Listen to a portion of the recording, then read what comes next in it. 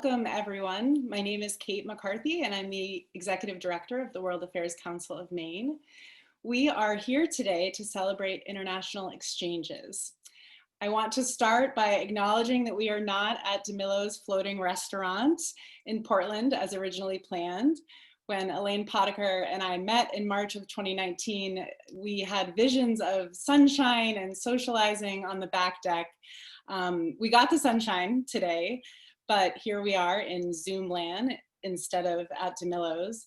But we're here, right? And if nothing else, this pandemic has certainly taught us the resiliency of humans. So thank you all for being here.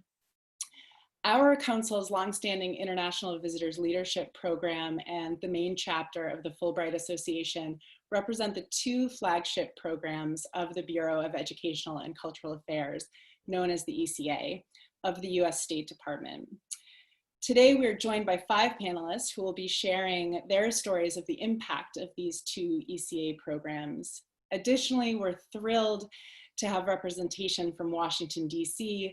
We're joined by Susan Crystal, Deputy Assistant Secretary for Professional and Cultural Exchanges at the ECA, and by Shaz Akram, Deputy Director of the Fulbright Association. I'd also like to formally welcome 4 students who have joined us today, 3 of whom have participated on ECA programs. First, a student from Sierra Leone studying here in Maine on the Kennedy Lugar Youth Exchange and Study Program. Second, a student from Maine who visited Ecuador as part of the US Youth Ambassadors Program. Third, a National Security Language Initiative for Youth alumnus who studied Chinese in Beijing.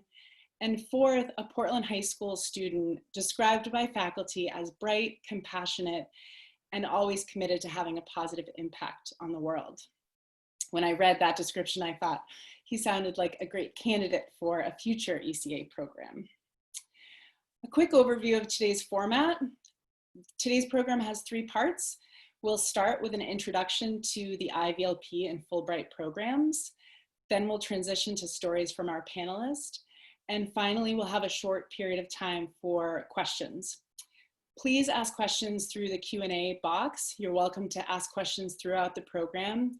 Try to address them to specific speakers if you can, and we'll try to answer as many questions as we can at the end of the program. So let's now begin with an introduction to the International Visitors Leadership Program. Joining us today is Maureen Hurley, Director of the IVLP at the Council. She's volunteered thousands of hours of her time over the years, keeping this program running smoothly. I'm so pleased to now introduce you to Maureen Hurley.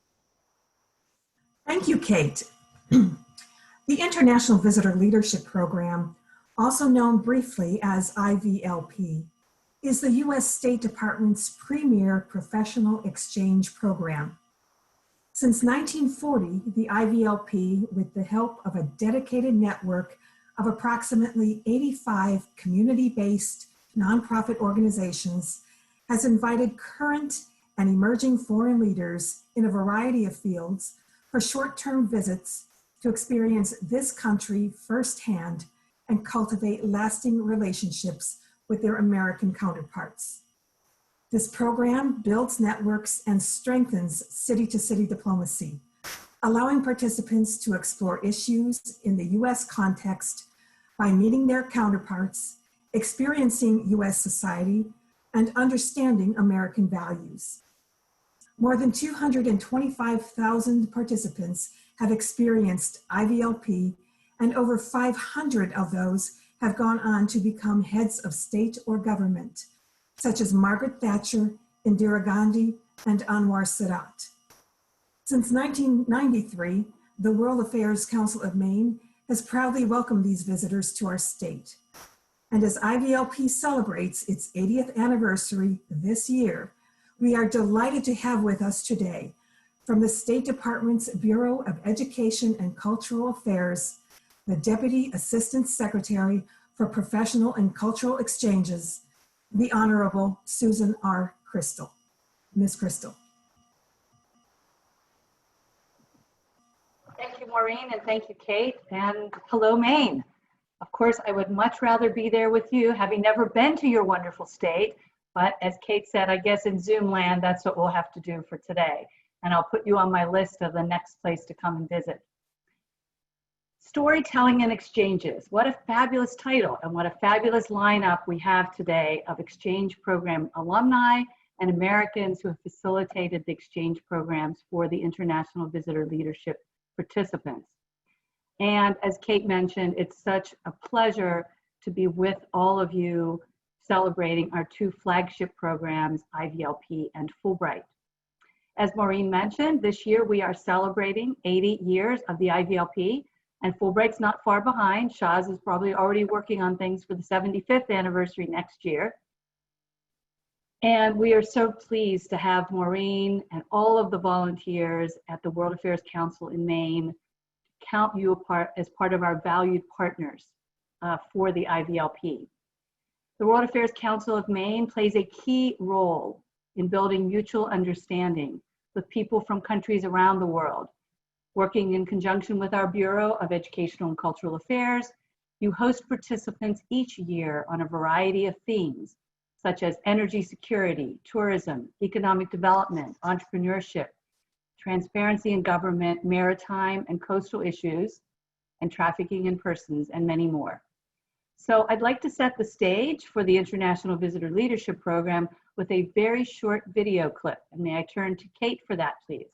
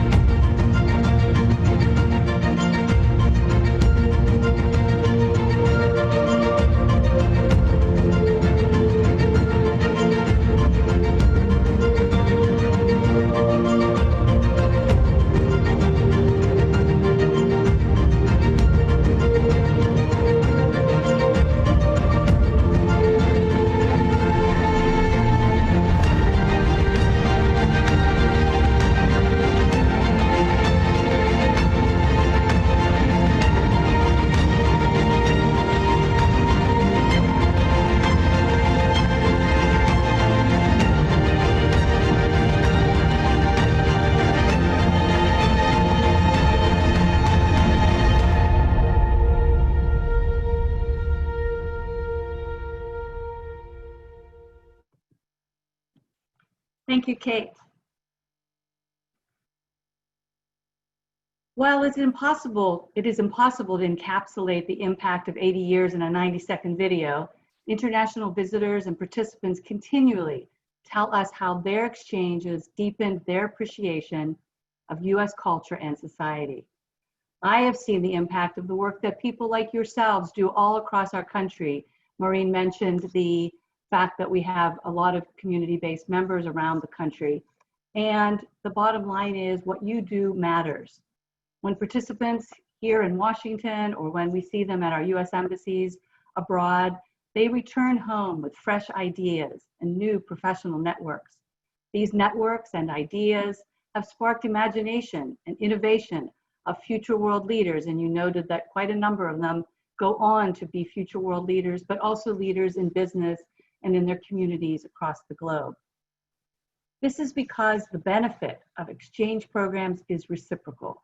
International participants bring professional skills and cultural perspectives that enrich Americans with whom they come in contact with, whether it's in a conference room or the living room.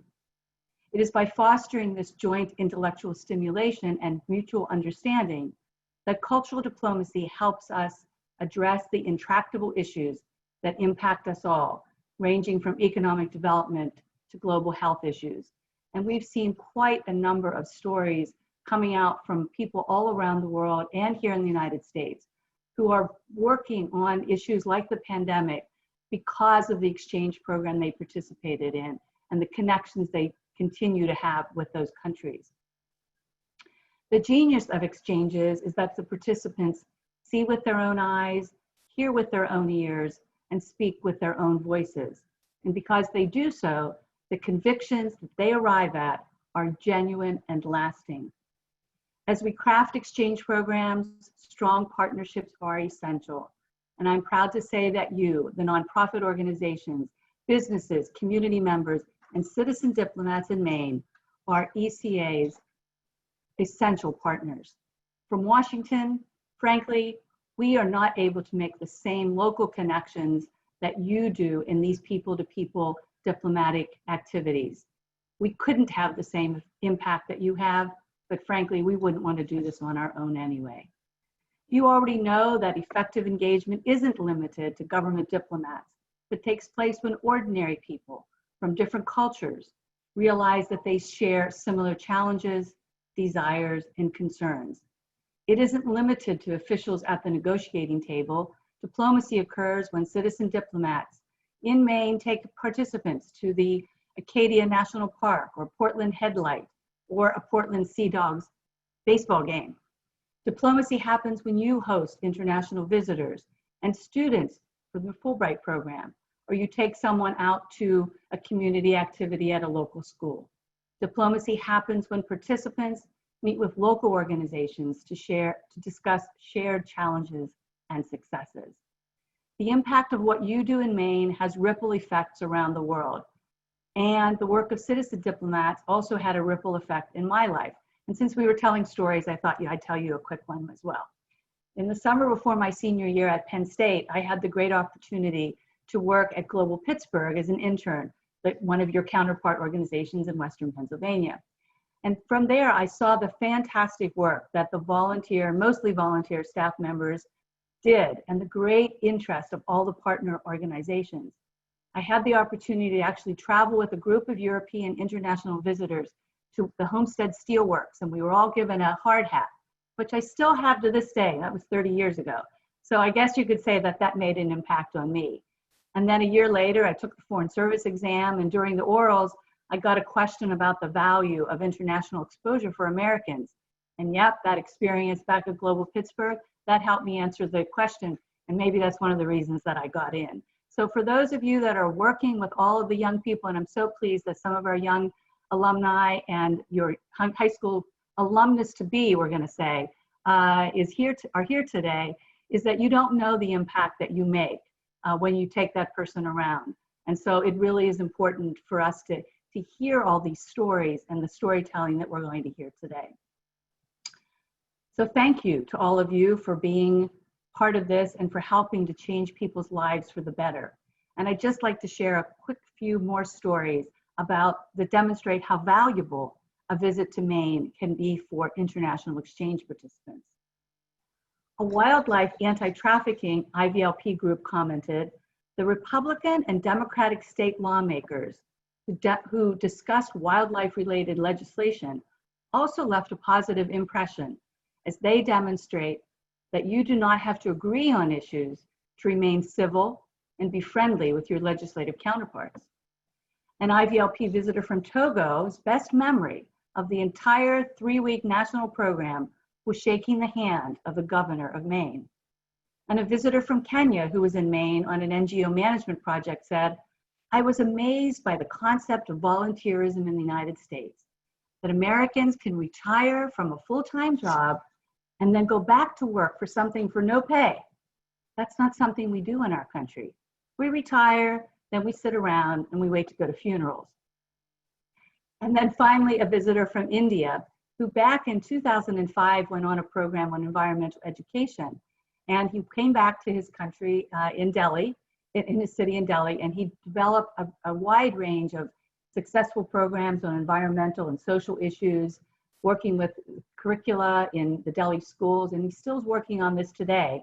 But just shortly after he came back from his program, he was actually named one of the CNN International's 6 influential Be the Change program participants. back in 2007. And I checked online and the program is still going strong today. So thank you, Maine, for doing that. We bring close to 5,000 International Visitor Leadership Program participants each year to the United States, and tens of thousands of more of other participants on the Fulbright and other programs like our youth programs. Each participant leaves this country with their own personal, unique, and truly life-changing experience thanks to your work.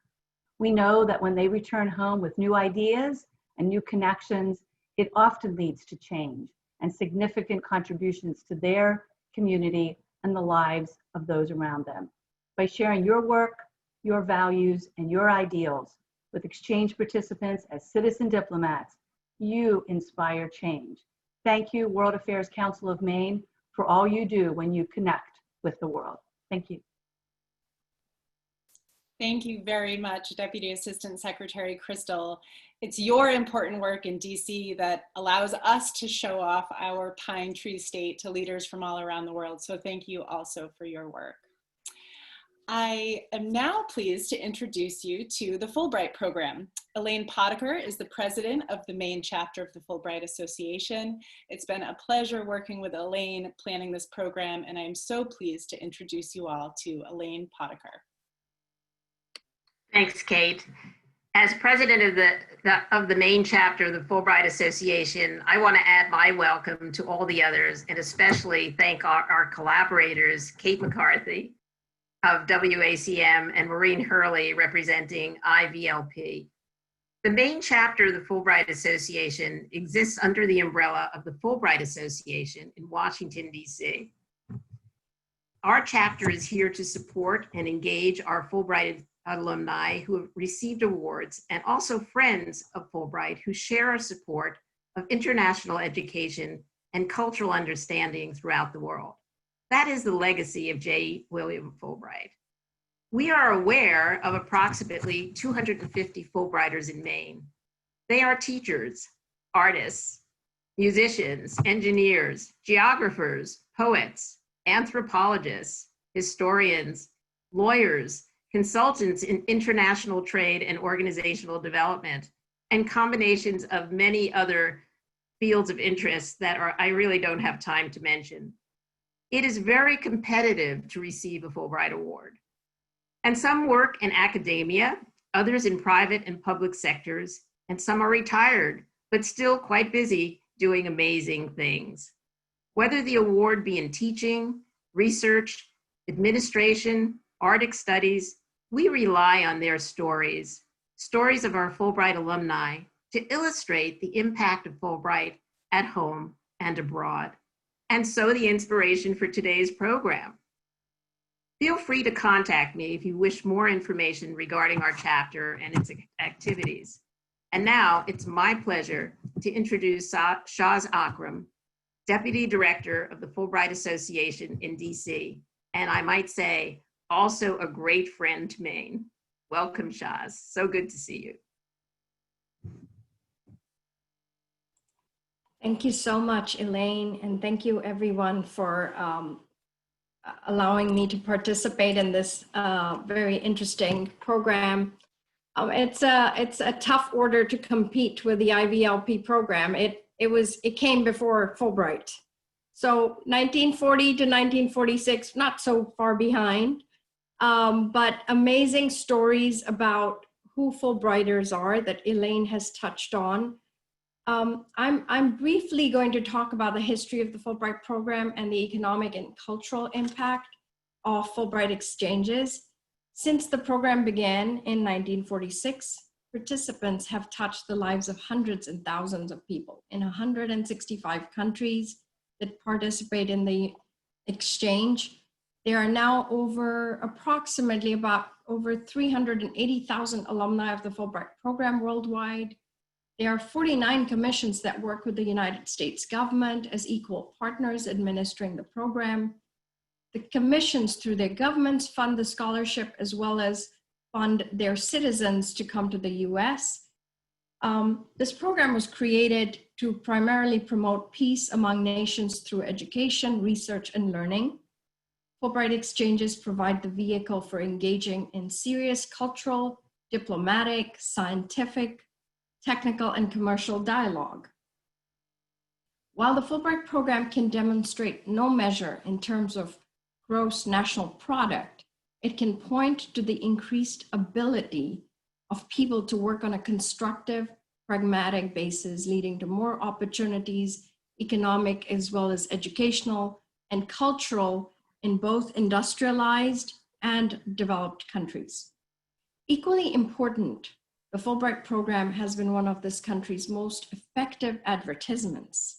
US Fulbright grantees demonstrate in many ways the energy and creativity of America's society in each country to which they go. It should be noted, for decades, the US higher education system has been the envy of the world. So in context, I digress from the Fulbright program here. International education, the US has sold much more education to other countries than we have bought from them. Nearly 3 times as many foreign students are currently studying here as we have abroad. There's a parallel here. The general overall international education prospect is comparable to the Fulbright program. The Fulbright program as well has more international Fulbrighters coming to the US than the Americans going abroad. Hence, spending and creating important economic impact in states they live in.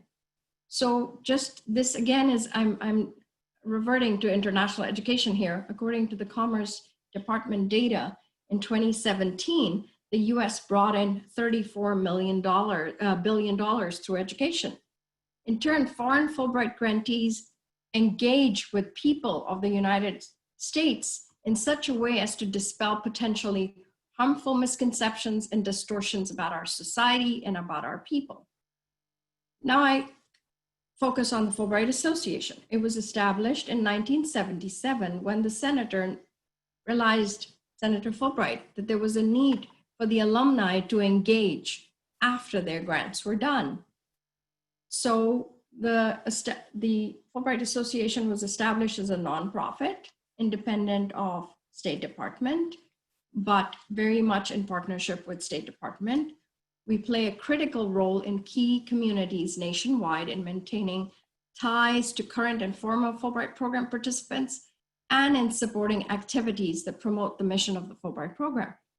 Our network is of over 29,000 alumni, 240 institutional members, and 54 local chapters that serve as grassroots advocates for the Fulbright program, provide mentorship, support, and volunteer resources to support each other locally, and enriching the experiences of international Fulbrighters during their stay in the US. A prime example is our very active Maine chapter. Now, with that said, let's talk about the various aspects of the Fulbright program. It's vast, with many layers of varied information, varied grants, and simply not just an ordinary scholarship program. The most common is the English Teaching Assistant program, where students, after they graduate with their undergrad degree, they go abroad to teach English as a second language. That's actually a job. They get paid, they teach, they learn, they immerse themselves in a foreign country. Many of those grants are followed with a requirement of knowing the local language of the country they're going to. Then we have the scholars, the researchers, the specialists, the Fulbright Hays program, the administrative grants. I mean, it's just unbelievable, the whole spectrum of Fulbright grants. And you cannot pigeonhole them into one experience. Some are long-term, some are short-term. But with one common denomination, a shared experience that becomes life-changing, unlike any other that exists in the world. The closest comparison I could come up with, as in long-term, would be Peace Corps. So it's scholarship, yes, but it is immersive, it is life-changing, it is actual employment in some ways. As a scholar, you go and teach abroad in another university, in another country. As a researcher, you go and work and collaborate with other scientists. As a student, you pursue a master's degree or a PhD. As an English teaching assistant, you teach English as a second language in another country. So these exchanges are long-term in most cases, involving intense immersion in foreign culture, learning a new language, and being conversant in that foreign language. Many alumni don't realize the impact of the scholarship and importance of listing it as an actual job on their resumes or LinkedIn profiles. And many alumni go on to be part of governments and in leadership roles. It's an incredible network. It is so widespread. It is so intense, and it is so unique. And we're going to be hearing many of the stories from many of the alumni of the program later in the program. But the impact and the widespread channel of the scholarship program is just, unfathomable in many ways. You can't, measure it, but it is creating the scientific research, the collaboration, the engagement, the networking that makes the scholarship so amazing and makes this, I would say, this country, United States, very unique. And,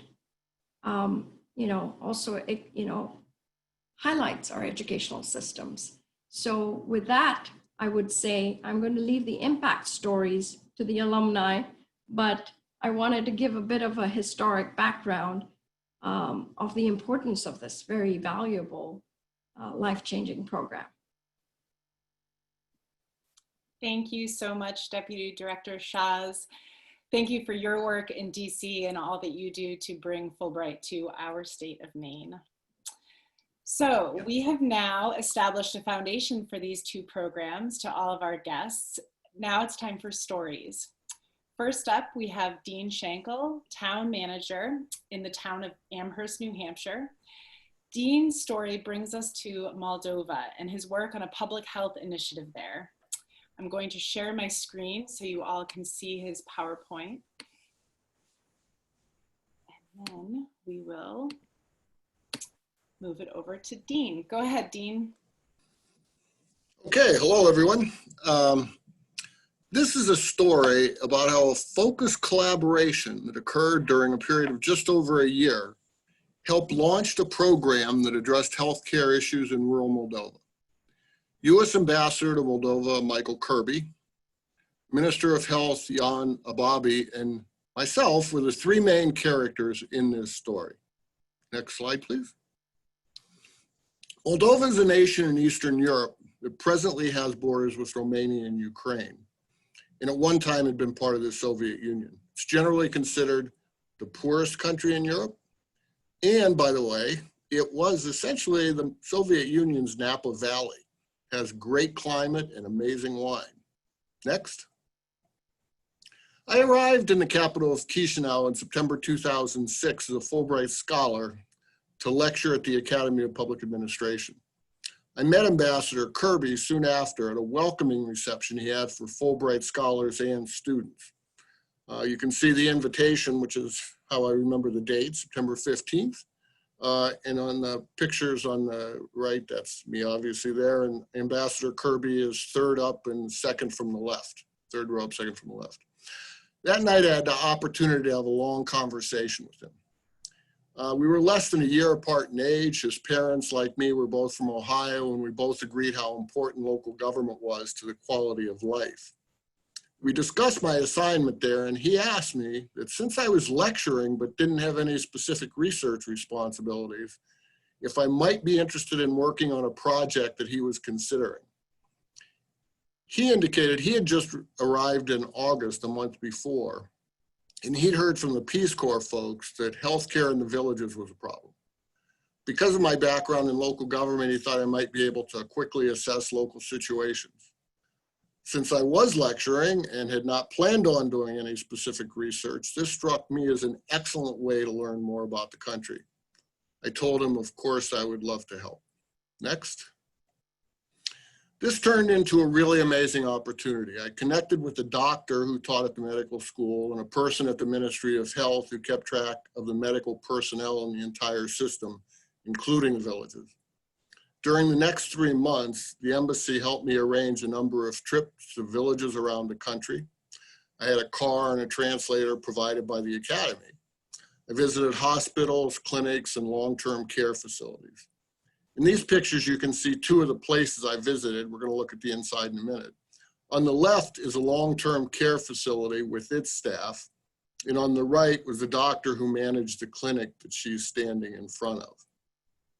Next. The 2 pictures on the left are patients' rooms.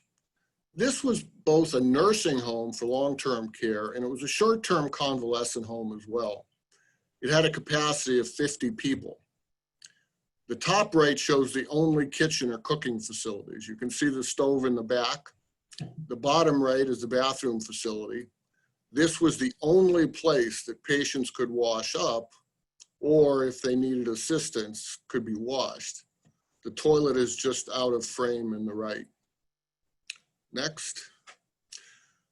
The clinic, which is the other building that you saw, the doctor on the right in that first picture, the clinic consisted of 1 room where the sick are treated. You can see the fairly threadbare medical supplies in their medical cabinet on the right. In spite of the limited facilities, they were expected to do what they could with virtually any illness or injury, because in most cases, by the time they were able to transport to a hospital, several hours would have passed. The doctor was very willing to support our efforts and said that she would appreciate anything that we could do to help her people. Next. This room that you see here in the clinic was called the Women and Children's Room. As you can see, there was somewhat more and better equipment here. And the medicine cabinet was well stocked. In fact, they indicated to me that they had enough vaccines on hand to provide every child in the village with their required vaccinations. In the poster at the top right, you can see why the difference. Everything in this room was supplied by UNICEF. Made me feel good about all that trick-or-treating for UNICEF I did as a child so many years ago. Of course, during these trips, I was documenting the equipment and the facilities available and provided regular updates to the ambassador. In early 2007, he called and told me he wanted to see some of the medical facilities himself.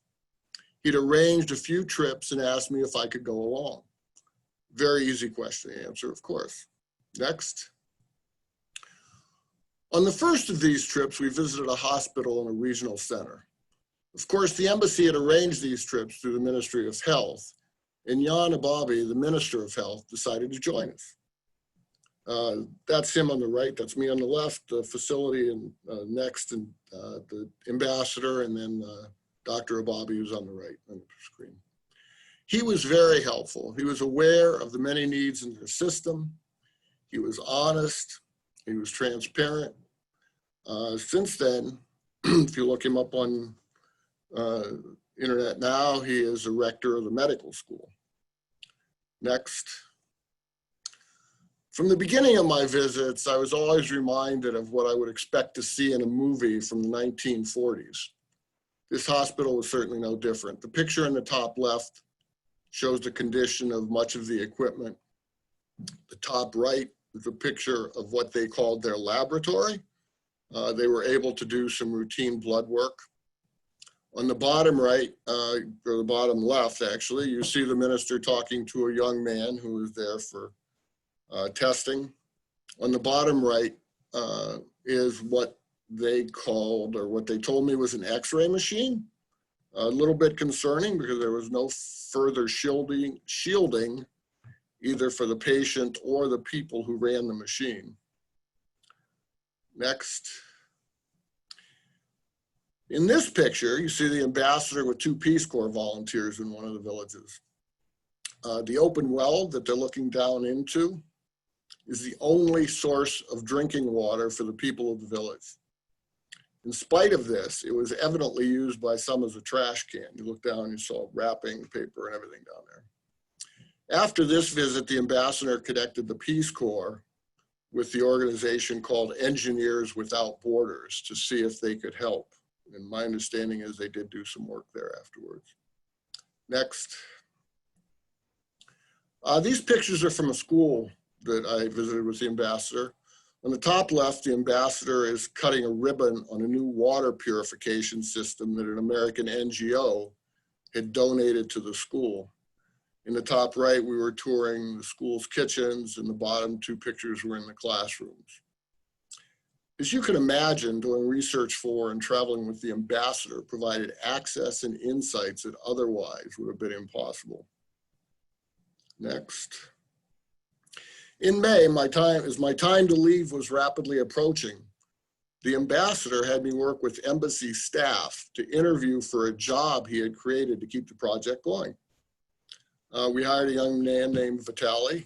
He's enthusiastic. He had a recent medical degree, and he knew English very well. Very excited about getting a job at the American embassy. Throughout the project, I'd been sending my research back to my son, Jeremy, and my daughter-in-law, Beth.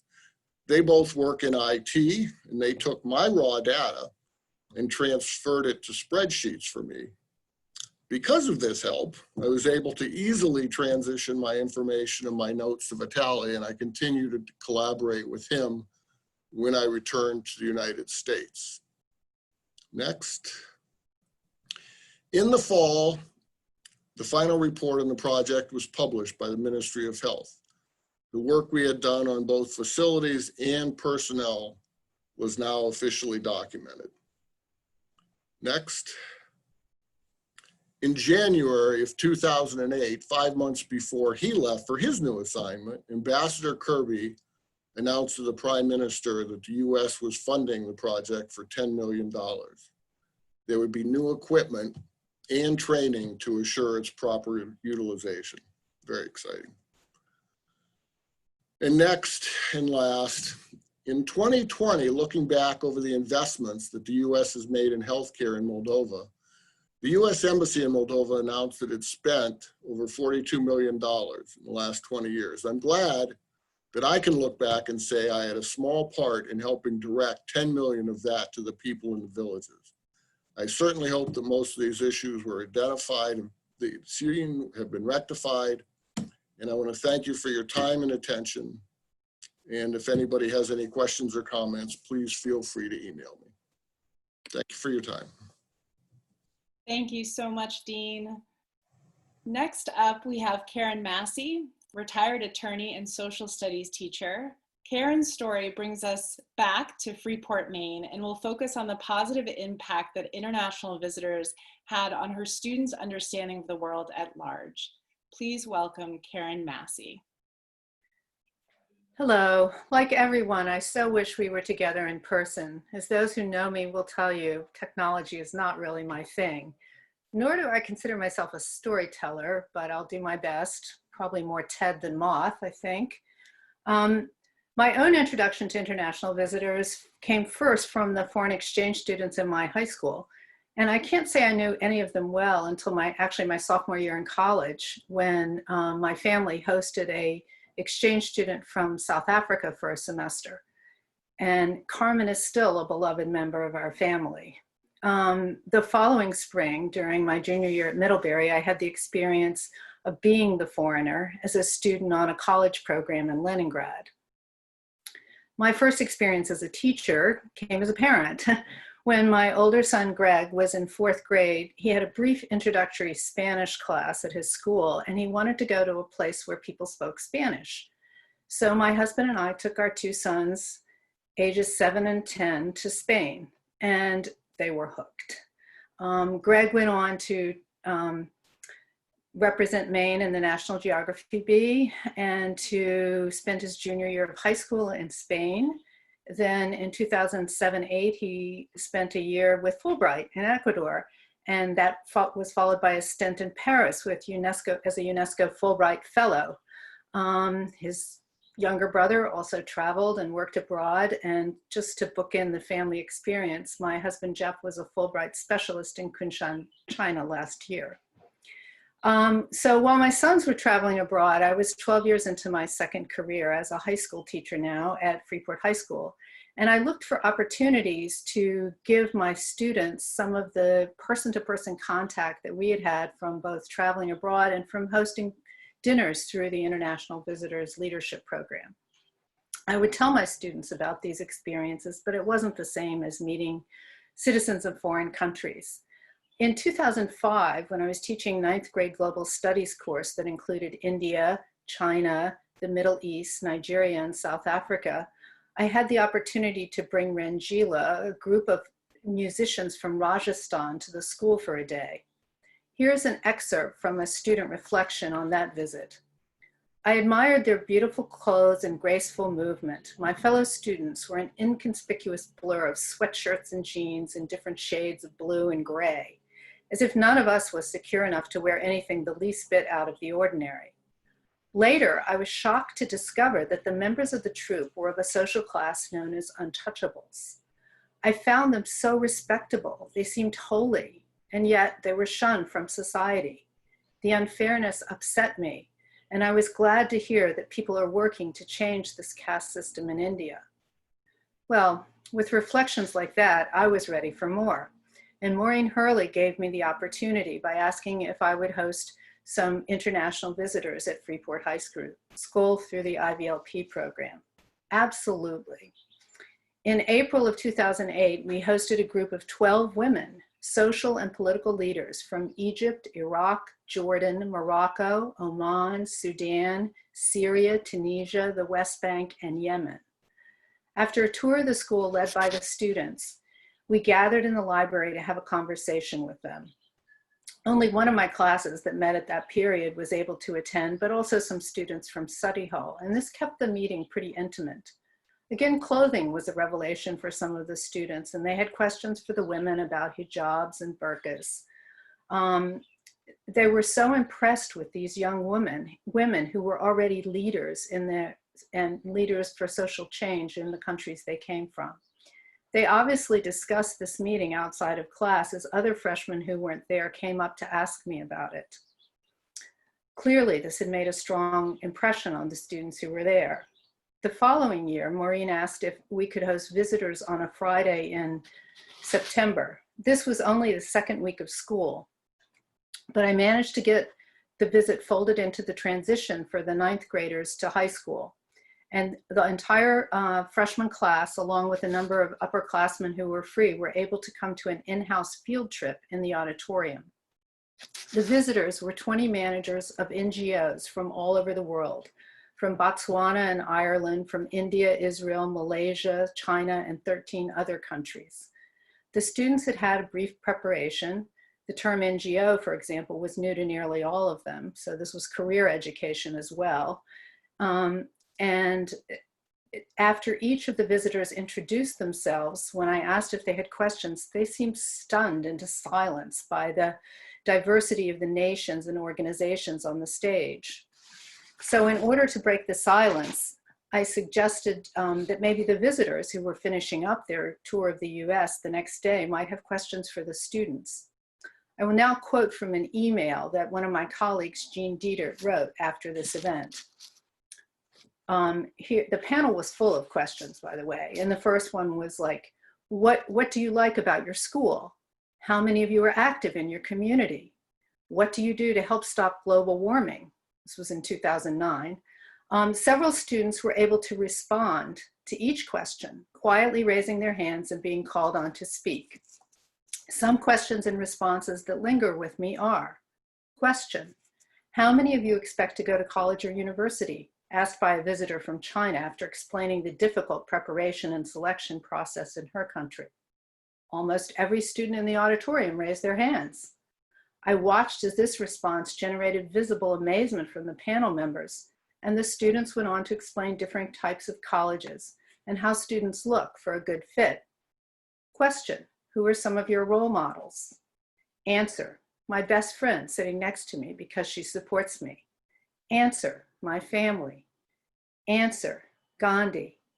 Answer, those of you on stage because you're helping the world. There were a wide variety of students who responded to these questions, not just the best and the brightest, and the energy that came from the exchange of information became almost palpable. Jean concluded, this is all her. I wanted to take the time to record this for those of you who missed the incredible experience of watching those students become in that one moment more aware of their place as global citizens through interactions with real people from faraway places who valued the students' information and ideas as adults involved in dialogue. Kudos to all the FHS staff who seek learning opportunities for students that expand the classroom beyond the walls of the rooms we teach in. Thank you, Jean, for recording your thoughts. Two of the students at that event went on to start an Amnesty International chapter at our school. And a few days later, I sent a letter about the event to Maureen in which I noted, it was just an amazing event. Students I didn't even know came up to me afterwards to thank me for facilitating the visit and said they wished the guests could have stayed longer. Me on the assembly at the open house held that evening, meaning they're often uncommunicative teenagers were impressed enough to voluntarily talk about their school day with their parents. Now that speaks volumes about the impact the visitors had. These events were highlights for me too, and I mentioned them in an interview that I did with the student newspaper on my retirement. I would add that a number of the students who I have stayed in touch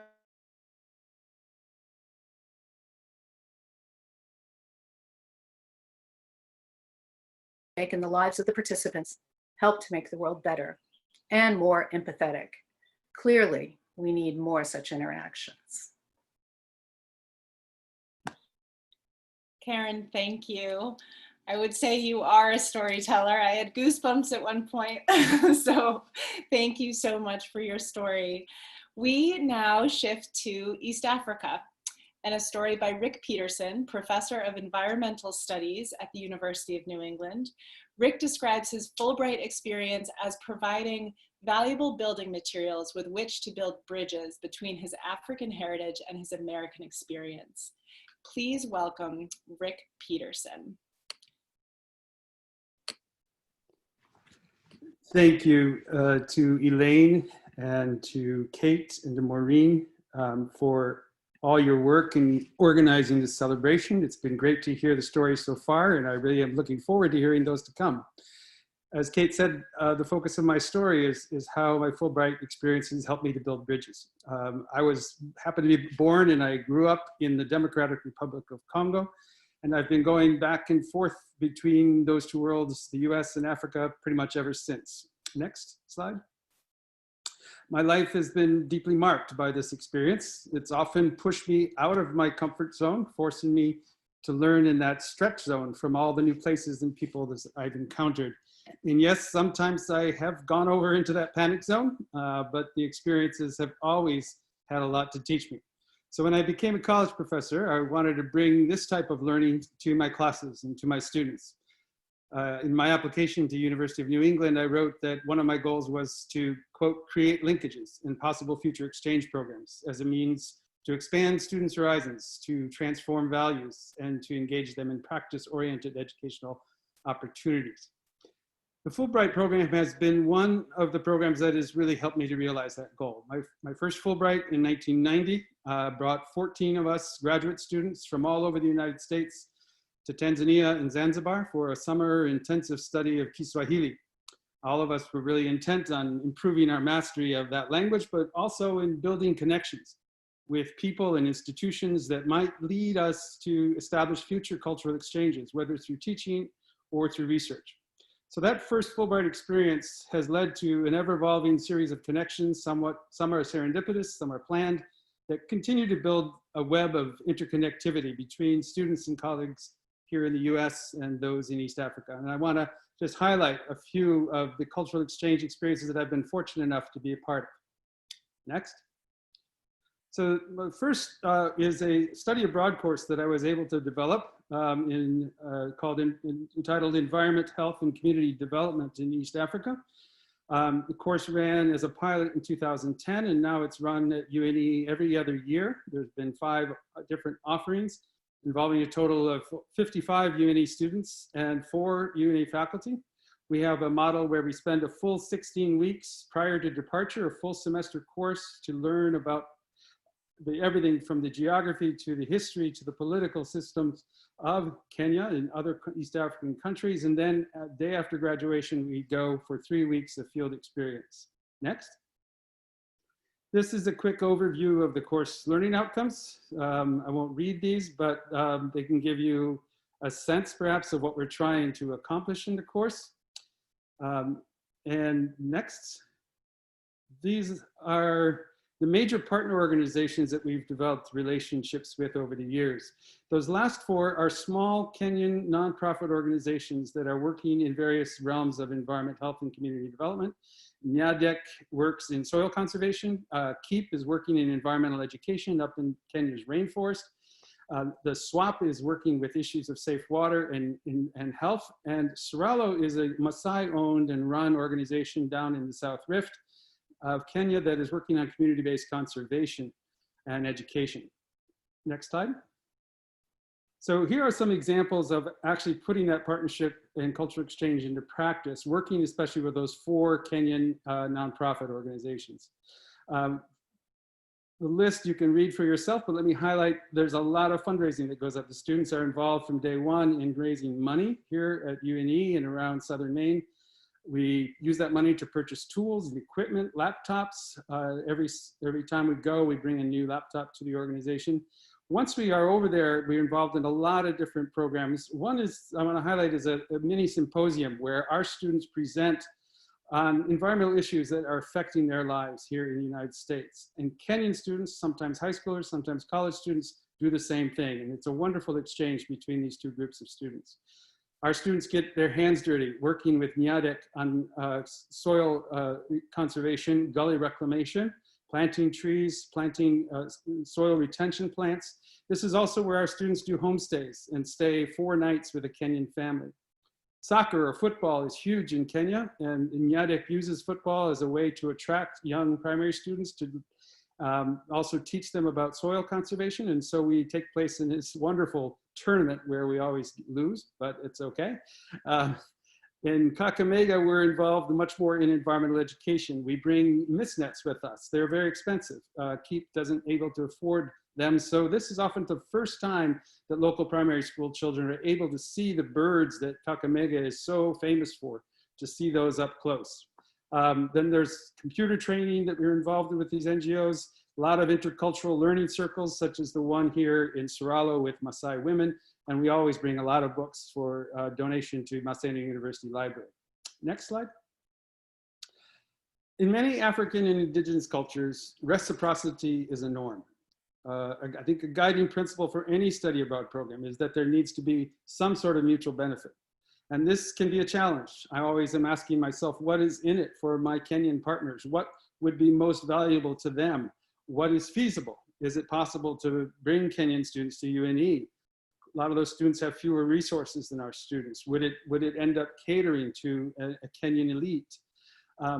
How can we create funding opportunities that are marked by this authentic concern for equity and allow people from many different social classes to be able to take part in this? To be honest, bringing Kenyan faculty and partner organization colleagues to UNE has proved to be more feasible. So I'll put a couple examples of that. Next slide, please.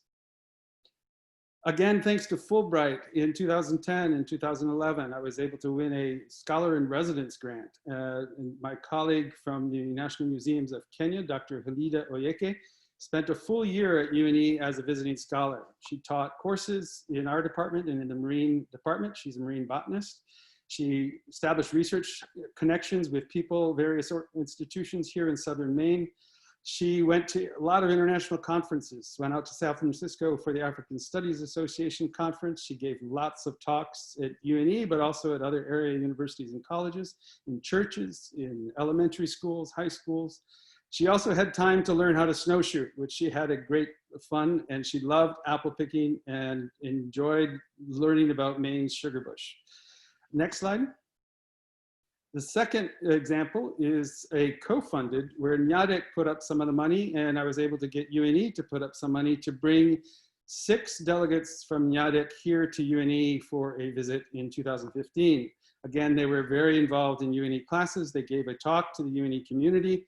They visited, again, local research organizations. They also did homestays with Maine families. They were very interested in educational tourism. So we went up to Augusta and had a wonderful meeting with the Maine Office of Tourism. They were also interested in medicinal plants. So we went from Augusta over to Rockland to spend a wonderful afternoon with Avena Botanicals, and the exchange of knowledge between the Kenyans and Deb Souley there at Avena was really enlightening. They spoke in elementary schools. They use a land trust model, so we were able to visit a couple of land trusts here in southern Maine, and they were really wowed by visiting Eco-Maine Waste to Energy Plant here in Portland. Next slide. That in turn led to further outcomes. In 2018, more on the scholarly realm, my colleagues at NYADEC and one of my students and I were able to co-publish a peer-reviewed article in the Journal of Rural Studies that featured NYADEC's work. At the 2015 visit, my colleague, Dr. Marina Baez, a GIS specialist, she became really intrigued by what NYADEC was doing. And so she got involved in grant writing.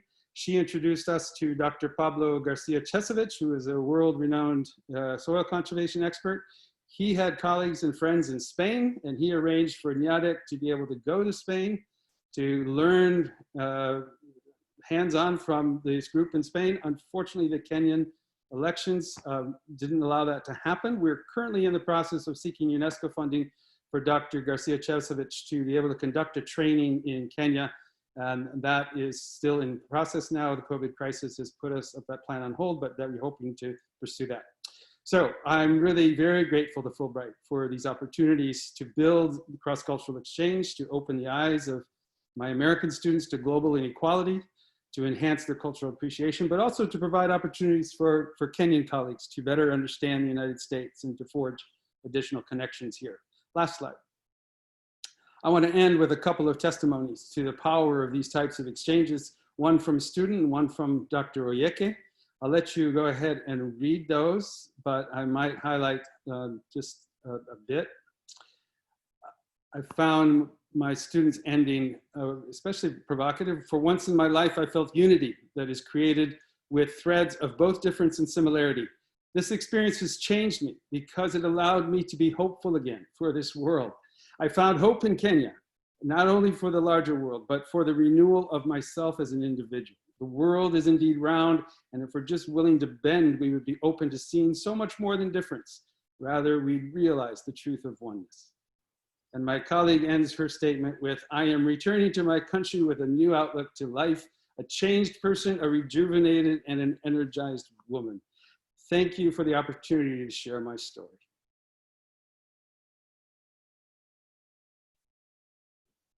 Thank you so much, Rick. These stories are reminding me of how wonderful it is to be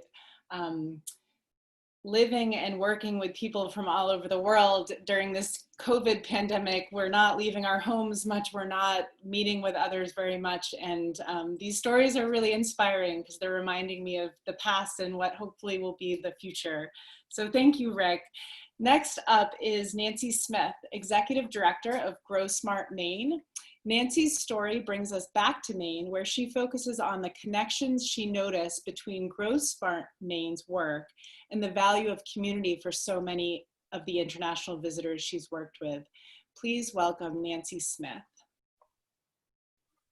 Thank you for that, Kate. I want to start by thanking you all for this chance to be a part of this program. I'm enjoying what I'm hearing so far and look forward to sharing some of my stories as well. My experiences with the International Visitors Leadership Program through to my work in Grow Smart Maine, and the perspectives I bring, I think as we all do, are both personal and professional. I'll talk about the meaning of community within the context of most of these conversations having been about levels of government and the private for-profit and nonprofit sectors. Common threads in these conversations are the connections between quality of place, which we know well here in Maine, economic prosperity, which we struggle with in significant parts of Maine, and community inclusivity. The perspectives I bring to this and bring to each of the meetings that I've been afforded have been primarily as a rural New Englander. My family, both parents go back 10 generations in New England, back to Scotland. My legislative experience in Maine, as most of you know, each legislator represents 8,400 residents. It's meant to be grassroots and close to the community, but it also has allowed me to travel across this country, Canada, China, South Africa, and Dubai. I also bring the perspective as a woman in leadership, both in the legislature and at Grow Smart Maine. Tied to that is my role as a mother. It's tough to impress my kids. I'm sure you all have that experience. My kids are in their 20s and 30s. And let me tell you, when I talk about this program, about the opportunities I've had to talk with impassioned people from around the world, I impress my kids. So I want to thank you for that. I'm also an executive who answers to a board. Opportunities to travel the world for me now are limited, both by my and Grow Smart's program brings the world to me and to my board members, and it strengthens our connection through this shared experience. I'll take just a minute to talk with you about Grow Smart Maine. We are a statewide nonprofit with a very broad mission and a staff of 2.25 people. We do events, advocacy, and community engagement to help communities deal with change. Some deal with too much growth and some with too little. But they all share a concern that they don't want to lose what they love about their community. Now, whether community is a neighborhood, a town, what's always interesting is because of the diverse issues across Maine, there are common threads that become apparent, again, even in these international conversations. I think it's human nature to resist change out of fear of what we'll lose. I don't think there's a greater truth than that. I also think it's probably one of the more dangerous truths out there. So with that as context, let me talk with you about a few of the numerous opportunities that I've had through the International Visitors Leadership Program. Early on in 2009 and 2010, I was able to meet with women from Bahrain and Iraq. And as I was fascinated with their stories about what they've been able to do, I began to appreciate what I've been able to take for granted as the co-chair of the business committee for 3 of my 4 terms. And also to note that in the 8 years I was in the legislature, both House and Senate chairs of the business committee were women. When I spoke to the 2 mayors in small cities in Germany, we addressed the challenges of diminishing growth, and there were several themes that we shared in these conversations. Arts and culture as economic drivers is a clear, strong suit. Silvio mentioned that in discussions with local leaders in Boise, Idaho, they both were able to share that orchestras and other cultural organizations are owned and supported by the cities in Germany, most unusual for what we have here in the US. Our discussion also affirmed the shared challenge of retaining youth in small towns and in the power of broadband to address this and other economic challenges. We talked about destination tourism as a revitalization strategy in the sector, here being forest products, farming, and fisheries. We also had a pretty fun conversation about public transit. Even if it's convenient and affordable, it has to be cool because perceptions matter. So we talked about, I think I brought up that it's like any other marketing. To get people to change their behavior, it has to be 2 of 3, cheap, easy, or popular. So we had an interesting conversation about how to make transit more popular and maybe more cool. There were a dozen people from South America who came to visit us. And we talked about how smart stakeholders to integrate sustainable landscapes with economic growth. All of the policy areas that we work in are relevant to this. This is the core of the work of Grow Smart Maine. Broadband infrastructure, the State Building and Energy Code, historic rehabilitation tax credit for historic structures, including buildings, land conservation investments that are strategic, farmland and agricultural infrastructure, rules that encourage growth where it makes sense.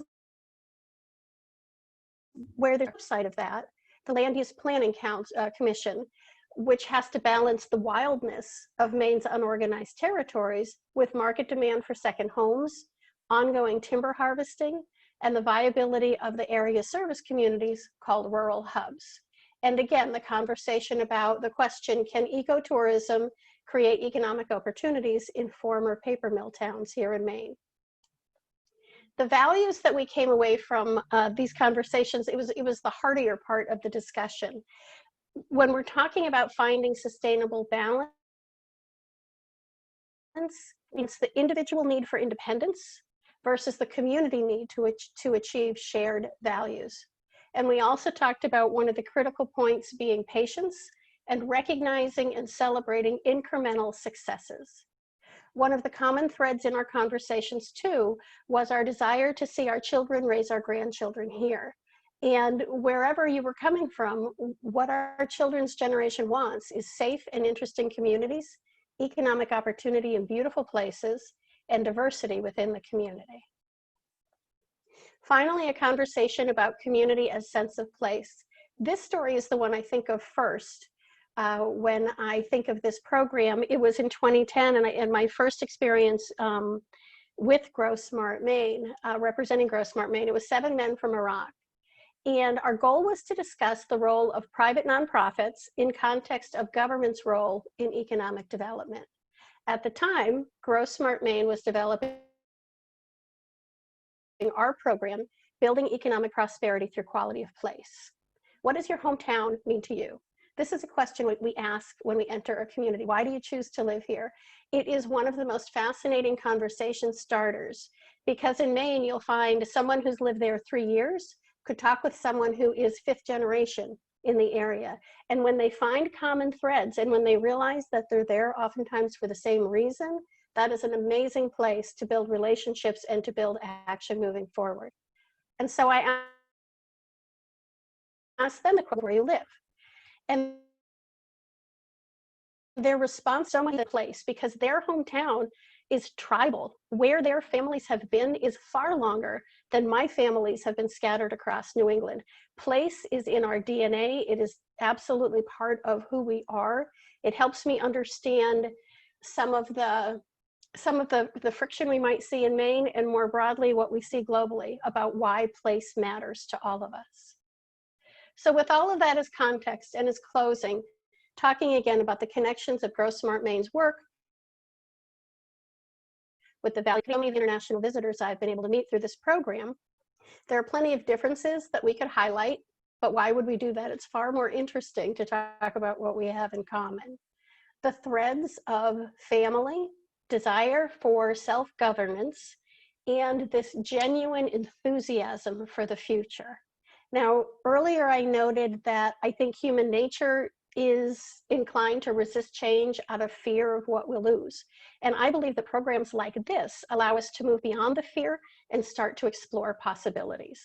Now, for me and my work and my connections to my board, it has strengthened our team by broadening our perspectives through the shared experience of having board members come with me, and also seeing how our mission and our work defines community, and that what we're doing here in Maine really is applicable across the globe in the work that others are doing. So thank you for having the opportunity to share this with all of you. Wonderful, Nancy. Thank you for sharing your story. Our final story sends us back across the globe to Australia. Mike Sokola, Associate Professor of Communications and Journalism at the University of Maine, Orono, focuses on how his Fulbright Award provided opportunities for research, connection, and new international experiences for his family. Please join me in welcoming Mike Sokola. All right, thank you very much for the invitation to speak today. Okay, so let's see, I'm Mike Sokola. I'm an associate professor in the Department of Communication and Journalism at the University of Maine, and a little bit about Canberra and Australia, where I was last year. The first thing is, next slide, please. All right, how did my Fulbright Award provide an opportunity to extend the research? I was a Fulbright research awardee that I had done. My book on global sport broadcasting in the 1936 Berlin Olympics, it was published in 2016, and I applied for the Fulbright Award to the News and Media Research Center at the University of Canberra 2 years later.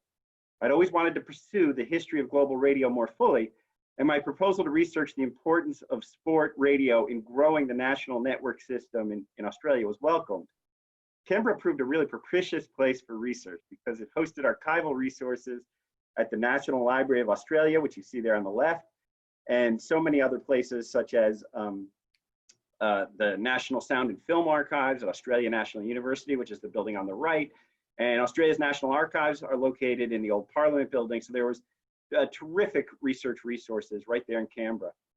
So the opportunity, the resources, and the educational interests all aligned very effectively in my particular case here.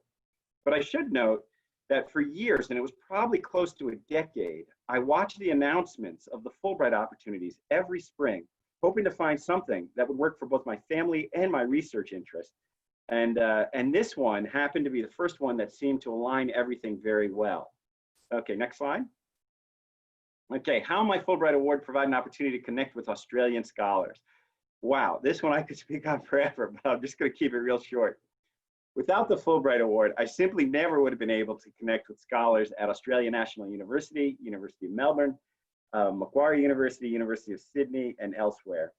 Most importantly, I worked with the team at the News and Media Research Center at the University of Canberra, and I benefited from speaking in their symposium series, soliciting advice drawn from their expertise, and watching them produce excellent scholarship on news and media consumption in Australia.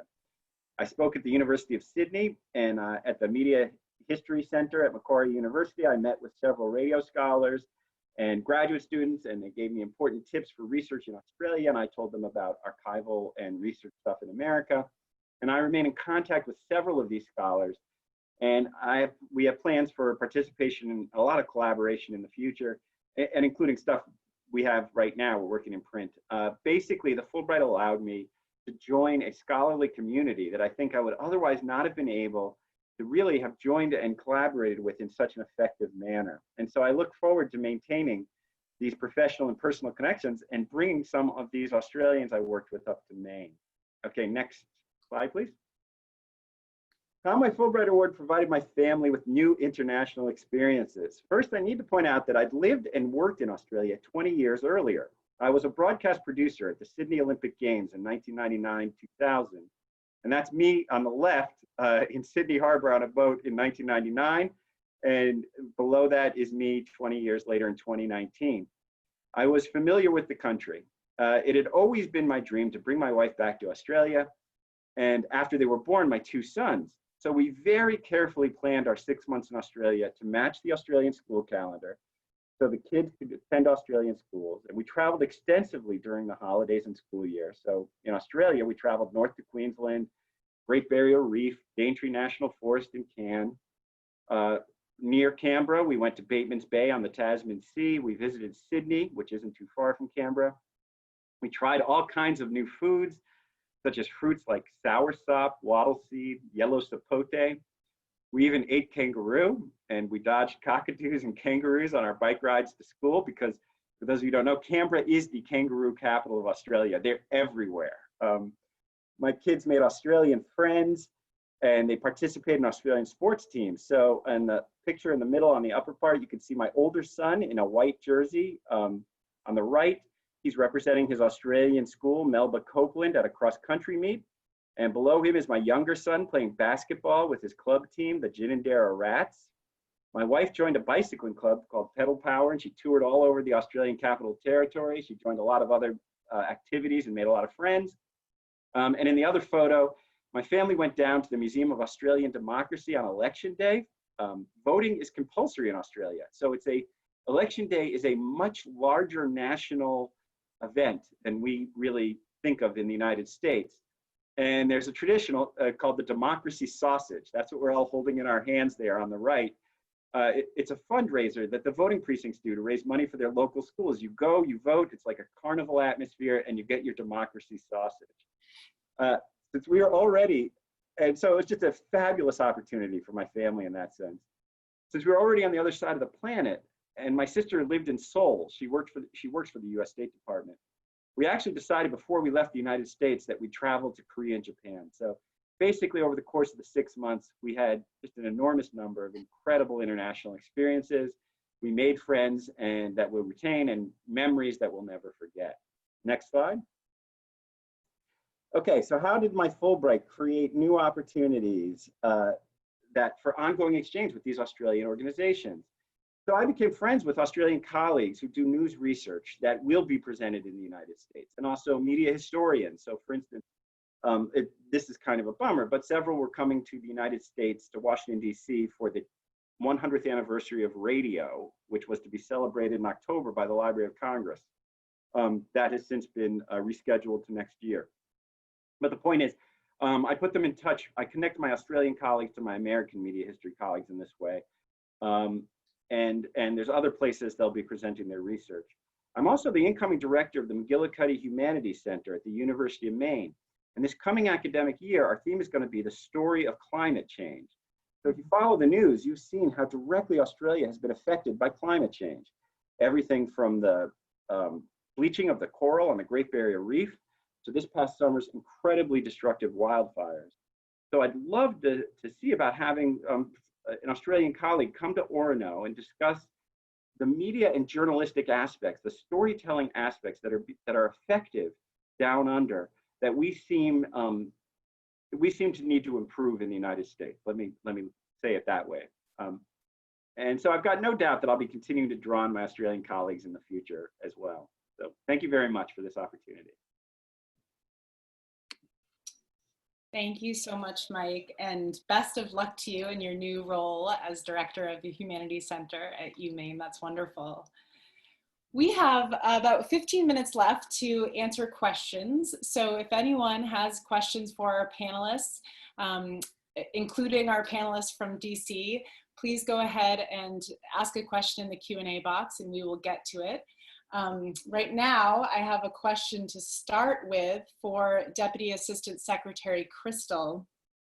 The question is, during our current global pandemic and with restrictions, and in some cases fear of travel, what can Americans do to continue our efforts in citizen diplomacy? Question, and a good question. As people no doubt know and understand that our programs for the most part have been put on pause, but we're still doing some virtual programming. And so I know that some of the IVLP community-based members are looking at doing some of that virtual programming either with alumni of IVLP or some new programs, because at this point things are paused at least until the end of September. I think maybe we might see a few Fulbrighters here or there, depending on if universities are open.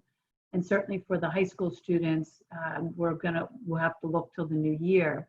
So we're doing some virtual programming. I think there are also some ways that participants can at least hear some more of these stories. We started about a year and a half ago, a podcast series called 22.33. So the number's 22.33. And it's a podcast of just alumni stories. And it's kind of I'm not sure what the right word is. The title is the public law that created exchange programs. So 22.33. So it's kind of an unusual title. But people can hear those stories and then reach out to people, et cetera. And then clearly, work with the organizations like Maureen's and Elaine's to look at, what are their alumni, Fulbright alumni, what are people doing? Just because we can't travel doesn't mean that there can't be some connections through things like Zoom and email and all those kinds of things. So not easy, but there still are some opportunities. Thank you very much.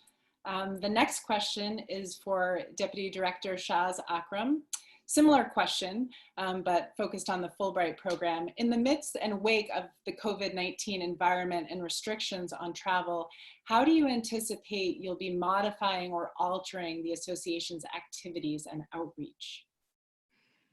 So that's a really good question. We are already in the process of planning a virtual conference. We had actually decided we had canceled all our events because obviously we had no idea that this was happening. After all, the Fulbright program has never seen a pandemic come to think about it. We are going to offer a virtual conference, which is going to be a little modified from the actual one we have, but we're still going to have the sessions, the plenary, posters. We're going to have virtual happy hours, by-country reunions type thing. We're going to have the Selma Jean Cohen plenary. It's a dance lecture award. So we just decided we're going to do this last week. We're in the planning stage. So that's one. The travel program, I don't think it's going to come back till 2021. Chapters are being very creative with virtual programming. But as we see schools open up, we will see what our institutional members want to do, what our chapters want to do, smaller gatherings. I see hope of smaller but more frequent events still happening. Thank you very much, Shaz. The next question will be for Dean Schenkel. The question is, how has your perception of the value of the Fulbright program changed or evolved since you've been back in the States, if it has? Well, that's an interesting question. I think that one of the things that they give you when you're coming back is a pamphlet to give to your family and friends to sort of tell them that what you've gone through is sort of life-changing for you. And that was certainly true for me. I mean, I'd done some work in Ukraine and some other places, but I think that what I've seen is that working with all of the people in these towns and working with people, it gave me a better appreciation for what we even do here. I mean, I've worked in New Hampshire my entire career, but I think that the idea that, I think what I've learned most working outside is that the federal governments are crazy just about everywhere, but the local government and the local government officials, they really mostly do want to take care of their people, They want jobs, they want clean water, they want food, and that's just something that's universal. And so, I think I've learned that, and coming back here, I see that it's as true there as it is here. Thank you, Dean. The next question will be for Rick Peterson. If you had the opportunity to do your award all over again and with the benefit of hindsight, what would you do differently? Thanks. That's a great question. It gives one a chance to dream. I think they were so fulfilling. I think my answer would be I'd like to do more.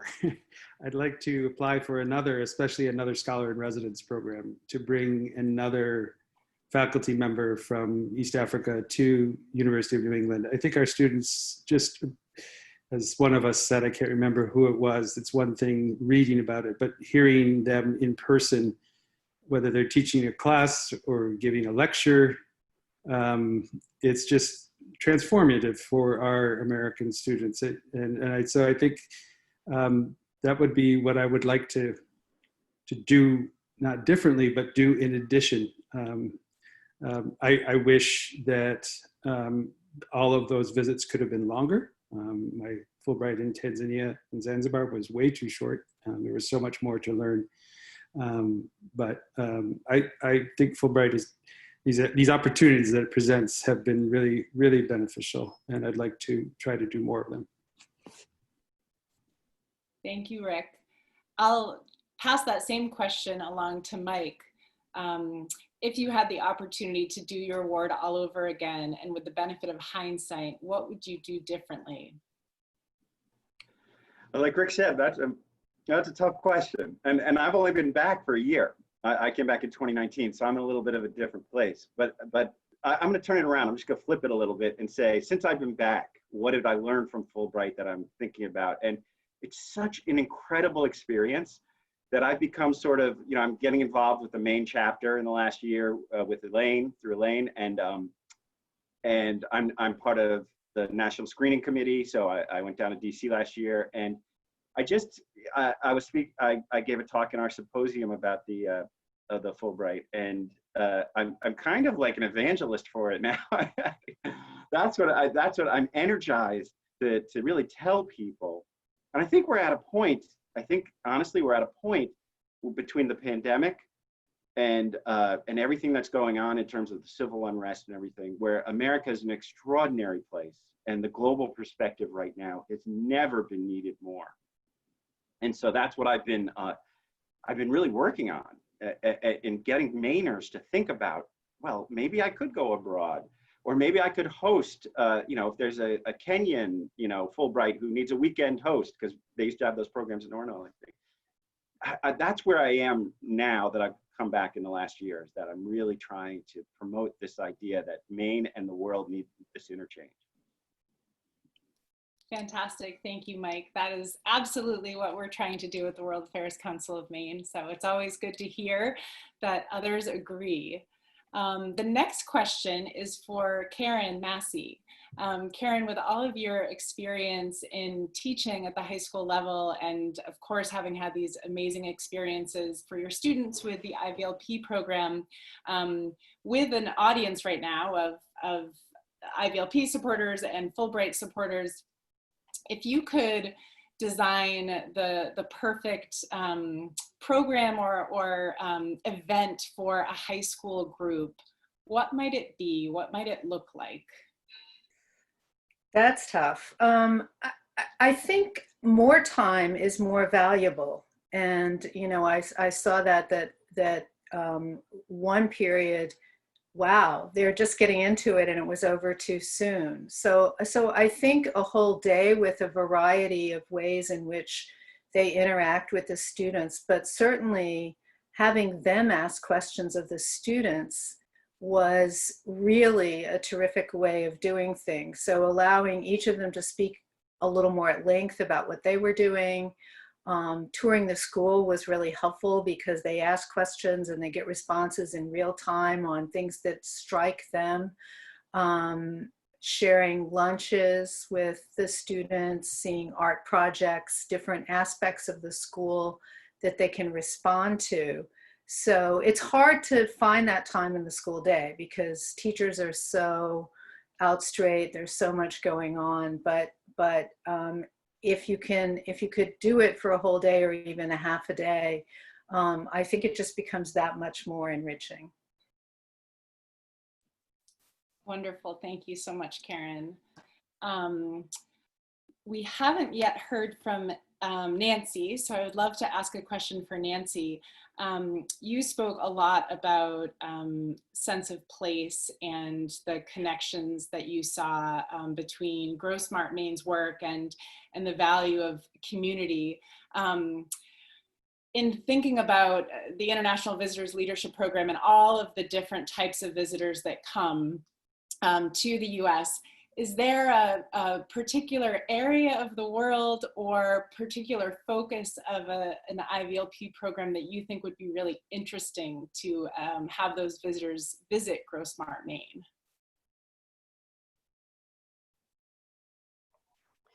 That's fascinating. What comes to mind is